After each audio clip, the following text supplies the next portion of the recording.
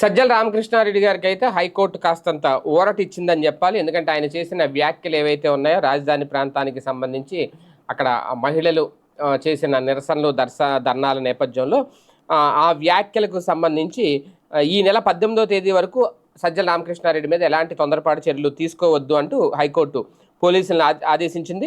ఎందుకంటే ఈ వ్యాఖ్యలకు సంబంధించి డిప్యూటీ స్పీకర్ రఘురామకృష్ణరాజు డీజీపీకి వినతి సమర్పించారు. దీని ఆధారంగా పోలీసులు కేసు నమోదు చేసి తనను అరెస్ట్ చేసే ప్రమాదం ఉంది అంటూ అరెస్ట్ నుంచి రక్షణ కల్పించాలని ముందస్తు బెయిల్ ఇవ్వాలని కోరుతూ సజ్జల పిటిషన్ దాఖలు చేశారు హైకోర్టులో. ఈ నేపథ్యంలోనే ఆ వాదనలు విన్న తర్వాత కేవలం ఆందోళనతో ముందస్తు బెయిల్ పిటిషన్ దాఖలు చేయడానికి వీలు లేదని చెప్పారట. సజ్జల తరపు సీనియర్ న్యాయవాది పొన్నవోలు సుధాకర్ రెడ్డి వాదనలు వినిపించారు. ఇరుపక్ష వాదనలు విన్న న్యాయమూర్తి జస్టిస్ టీసీడీ శేఖర్ పిటిషనర్పై ఎలాంటి తొందరపాటు చర్యలు తీసుకోవద్దని పోలీసులను ఆదేశించారు. పూర్తి వివరాలు తమ ముందు ఉంచాలి అన్నారు. తదుపరి విచారణను వాయిదా వేశారు. ప్రస్తుతానికైతే సజ్జల రామకృష్ణారెడ్డి గారిని అరెస్ట్ చేసే అవకాశం అయితే ఉండదు. కాస్తంత రిలీఫ్ దక్కినట్టే 18వ తేదీ వరకు.